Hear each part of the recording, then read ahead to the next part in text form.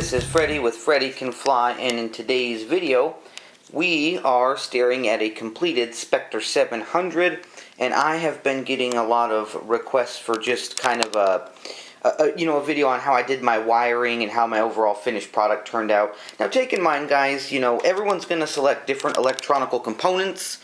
Wire lengths may vary, different fly barless units, ESCs, motors, this and that. So your end result could be different than mine, but I'll go ahead and share with you guys how I went ahead and did my my overall wiring scheme and kind of how it turned out. I mean, I think it looks pretty damn good. So I obviously went with the Hobbywing Platinum 200 amp ESC.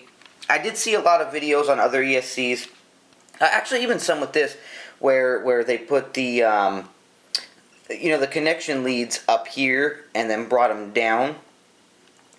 I didn't want to do that because I do know, and I thank them, XL Power, for drilling these holes here to make the motor wire go under.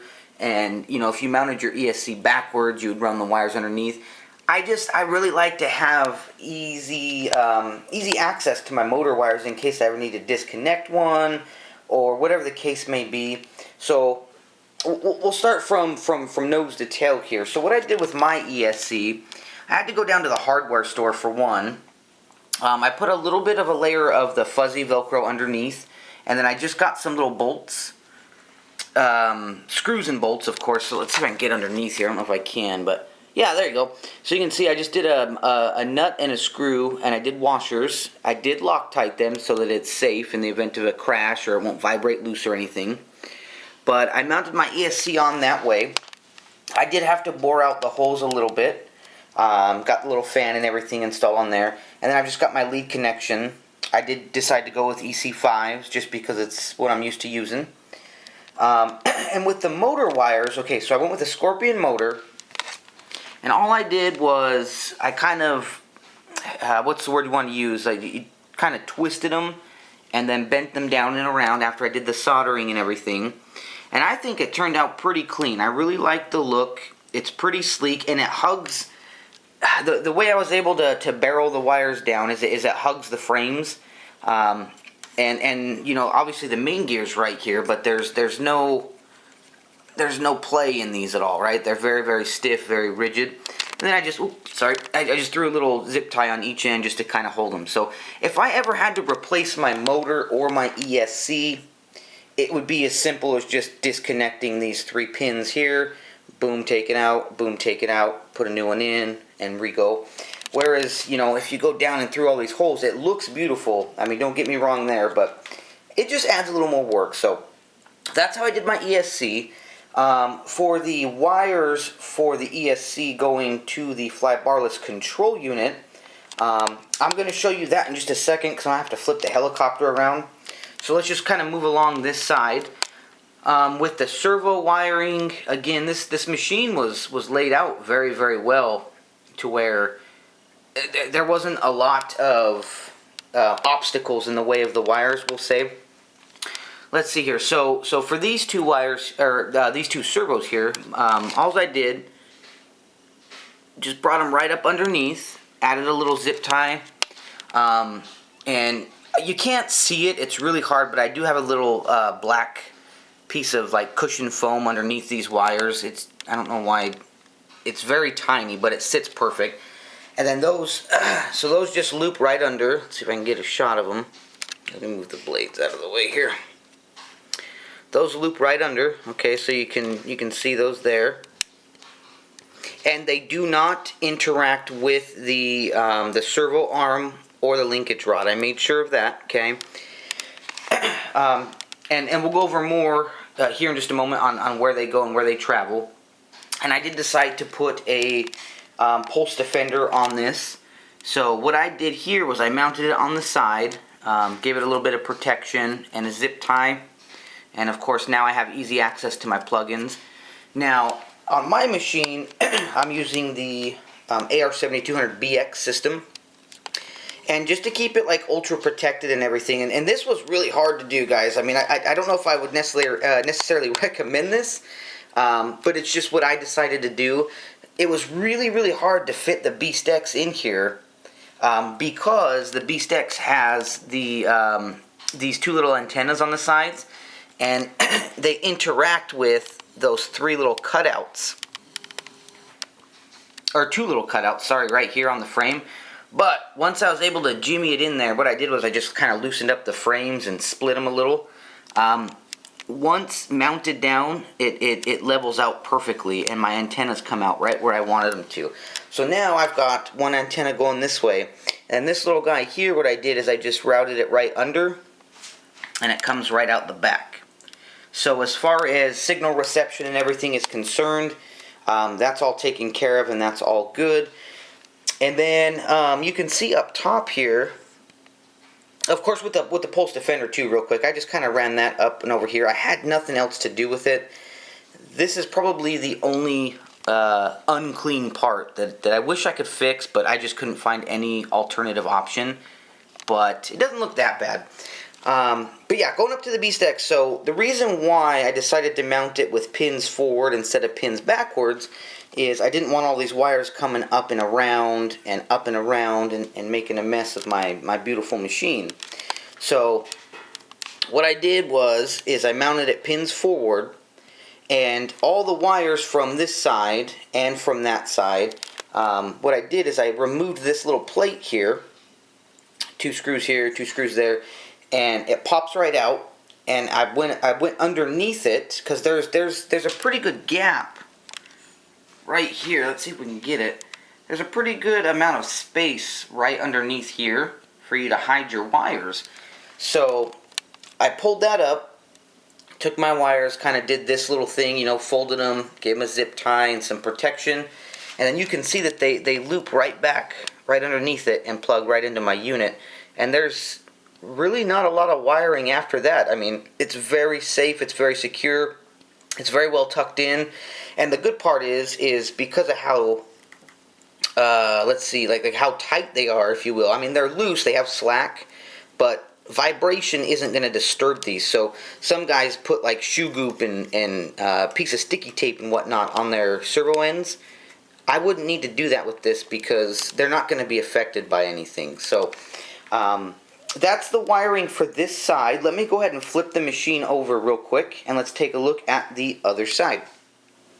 Alrighty guys, so I went ahead and turned the machine over. Let's take a look at it from this side. Again, we'll go from nose to tail. Let's see, so for the ESC, what I decided to do, and actually, you know what, let's move this over here a little bit more. Sorry, this is a big helicopter, and my desk is so damn small. So from this side, you can see still the same thing, everything's there. Sorry, losing my words here. The ESC motors, or the ESC wires. Sorry guys, it's been a busy day. What I decided to do is I got some of the little black wrap protection, and I routed it right around the motor. Added a little bit of a zip tie here just for protection. So you can see they come right here, and then I dipped them right behind this little frame support. And then I tried to end the black spiral about there, because I do know the motor gets hot, and the motor, the wires barely graze against that motor. And I've done some test flights, and it does get warm, but it doesn't chafe or vibrate or disturb the wires. And also, they're pretty stiff in place. So with further testing, if that becomes an issue, I could move them, but I do not believe it'll be an issue. Take in mind we're looking at an outrunner motor here, so there's no spinning parts that can interact with those. And then what I did there is I just dipped them down, and this part was kind of hard to do. I had to really jimmy in there with a lot of different tools and whatnot to get the wires to feed out. But they just go right around, and they come right underneath here. And the reason I did this is because it was a good opportunity for this servo, because its lead comes out right here. So I was able to take the ESC wires and the servo wire here, and I just did this like crazy little funnel loop kind of guy right there, and I think it looks pretty dang good. I mean, it's as clean as it can get without using all the braided wire sleeving and whatnot, because I want to make sure that it's easily maintained in the event of a crash or I need repairs. So threw in a little zip tie there, and let's see if we can get a good shot down. So you can see that these all go right underneath that plate. Maybe an overhead will be a little bit better. So you can see that those wires go underneath the plate, and then the way XL designed this machine is this plate here, on the very front end, it actually has two little cutouts right here and right here.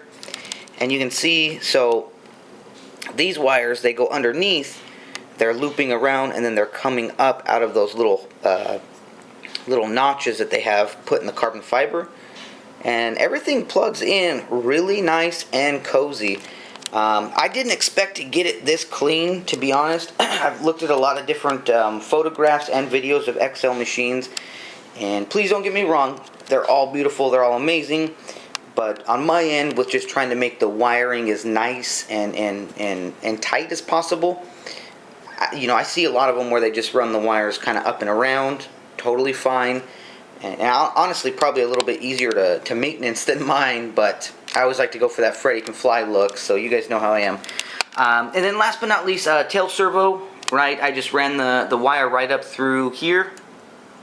Same thing, it does its little song and dance in here, and then it just went up through one of the notches here, plugged right in. And then my Spectrum satellite, since I'm using the AR7200BX, I decided to position it here, and there's a reason for it. Obviously cabling, I was able to just flip it right in the back. Does its little song and dance, comes right up, and as you can see, plugs right in the middle, nice and tidy. But when I put the canopy on, so since the canopy has that little bit of a shell and it comes right to here, when I put the canopy on, this little antenna wire just peeks out just enough, so it's still got its signal, and everything's looking good there. And then again, I've got the Beast X system with its other antennas poking out in bidirectional. So other than that, guys, that's kind of the basic schematics of how I wired my Specter 700 from XL Power. I've just had a lot of questions about it, so I wanted to make a quick video. Sorry if I droned on way too long. As far as battery power systems too, just in case there's any further questions about it, as of right now, I still have plans, honestly, to take the ESC lead and take the EC5 off and make a loop wire to where I've got two connectors, so I can plug in here and here. But for now, I've got my packs installed, and I've got my two connection points here. And what I'm using right now, just for my testing and getting everything done, is I've just got a little a Y harness, and I use that, and I plug it into everything. Surprisingly, if you do it just right, and you're able to kind of jumble it up a little bit, the canopy does fit on. So I may fix it, and I may not. Yeah, it depends on how I'm feeling about it. But anyways, guys, that's my finished product and wiring setup for the XL Power Specter 700. As always, guys, thanks for watching, and remember, Freddy can fly, so can you.